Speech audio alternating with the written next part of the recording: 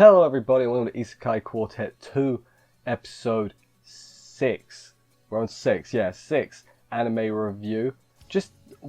This was mental. This episode was actually, like, when you stop and think about what's actually happening, crazy, absolute insanity happened. Like, when we get to the it was a dodgeball episode if you haven't seen it, we get to the dodgeball bit, I'm feeling I'm just going to read everything that happened, because God, this episode legit got me like, oh my God, I was proper laughing this episode, because just at the sheer absurdity, you know. I'm at the point, I've said before, they can make Isekai Quartet till the end of days. You might need to change the name. Quintet is a word, you know, keep that in mind. But yeah, it's just good stuff. The episode opened and I was like, okay, we're in for a good time. Also, the Crunchyroll comments were a gem this week's episode. I only read a few, but they were all like, basically, just their favourite things to put on whatever the food was. I haven't written it down. What was it? Chicken wings. Yeah, like, everyone was just putting it in the comments. So I guess leave in the comments what you put on chicken wings. I guess salt. I don't really know. I don't really eat chicken wings. So, have I ever had chicken wings? That's not the point of this video. Anyway, let's jump into the episode, see what went down and everything. Let's do this. Episode opens with Ainz and Tanya in a standoff. Subaru's trying to break them up. Kazuma is just watching on, amused. And yeah, what could this argument be about? I was like, oh no, this is a serious issue or whatever. Didn't see, they're like, who? And then I think it was Kaz, or was it Subaru? It was either Kazuma or Subaru were like, who cares what you put on your chicken wings? I was like, that's what they're arguing about. You got Ainz, ruler of, you know, Nazarick. You got Tanya, evil psycho lolly. Or maybe not evil. Well, this universe, no one's evil. And they're arguing about chicken wings, while Kazuma and Subaru, two shut-ins, are trying to play peacekeeper. That was the opening scenes of this week's episode, and I bloody love it. I don't know what to say. We get a little flashback basically to how this started. Basically, Tanya was like, "You're right, Ainz, you want to come to the butcher's to get some chicken wings?" And he was like, "Yeah, sure. There's only one thing to put on chicken wings," and they didn't agree, and that's how it started. I forget who kicked it all off, because somebody went first and told Tanya about the place. I can't remember who it was. Oh God, you know what? That's not an important part of this episode, really. You know, so who cares?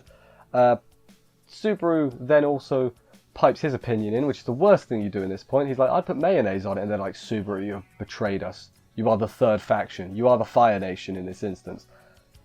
Yeah, there's three. There's no airbenders, is there? Yeah, see, I know. You are the Fire Nation, Subaru, and all that. So, turns out class has actually started this whole time. Rarugan Sensei's at the front, and it's just like, can we just get on with it? I've just been watching this, and I just want to start class. And it's like, fair enough, you know. I thought he was going to weigh in on the thing too, but no, he decides, hey, let's take a survey, and they do. Survey, they stand in different groups depending on which which food theirs is. The good line from Rem is like, "I'm always with Subaru except on this. I cannot agree with him on this one." I'm like, that's pretty funny. Kokaitis is also away from Ainz, and he's like, "I'm not disloyal. I you know, this is my thing." It was quite funny the way the groups were split. This is the kind of stuff I really wanted from Isekai Quartet, which we haven't had too much of it until, you know, this season at least, where it's like the different characters from the different series intermingle. In the first series, everyone sort of sticks to their own group, but now they're proper intermingled. They're all mixing it up. I like it a lot. And it's decided, in order to decide which food's better, instead of just doing majority rules, which, you know, can't be doing that, they decide dodgeball. That clearly, you know, that makes sense. But oh no, the groups aren't even. You can't have a game of dodgeball without the teams even. Well, you probably could though, it just wouldn't be fair. Who just happens to be walking outside at that very moment? It's bloody Naofumi! The Shield Squad returned properly! It's been like 3,000 years! Hello Naofumi! He's way more receptive to this than I thought he would be. Obviously he's confused, this being Naofumi, but he's separated. He's with Philo, separated from Raftalia. Raftalia's on Team Ketchup. And Naofumi finds that really funny, and I didn't get why. I assume it's because maybe she had ketchup when she was a lolly, and when Naofumi, like, did you give her a kids menu at the restaurant that had ketchup, maybe? Is that the joke? That's the only thing I could think of, and I really tried thinking. Like, that is literally all I could think of. It's, you know, there's a lot of series here. My memory isn't as good as it used to be. I'm 21. I'm not an old man. Anyway, game start. Darkness got hit on purpose. I'm just going to read everything that happened in this game. Because when I say it, it's sheer insanity what's going on. So, Darkness gets hit on purpose because she's Darkness. Then Rem and Ram have a combo move. Also, Cocytus helps them. Then Oro and Mare have a combo move, and one of the Tanya guys helps them, but he's not as good as Cocytus, because Cocytus is massive and he's only slightly big, I guess. Then Kazuma uses Steel to get the ball. Aqua then gets the ball, uses God Blow on the ball to launch it towards Ainz. Albedo uses a move called Walls of Jericho, which made me laugh because she was doing the wrestling move, the Walls of Jericho, on, like, Chris Jericho's move on one of the Tanya guys while some walls came up. I don't know, that's definitely not an Overlord thing. That's got to be a writer of Isekai Quartet likes the wrestling, and it's like, this would be a funny joke that 7 people would get. I am one of those 7 people, and I approve of it. Biko then saves Subaru from Chomsuke throwing the ball, because cats can do that now. Subaru and Megumin also have a little bit of banter, which is pretty funny. They've got used to banter, because Megumin is also Amelia, and they banter as well. It's good stuff.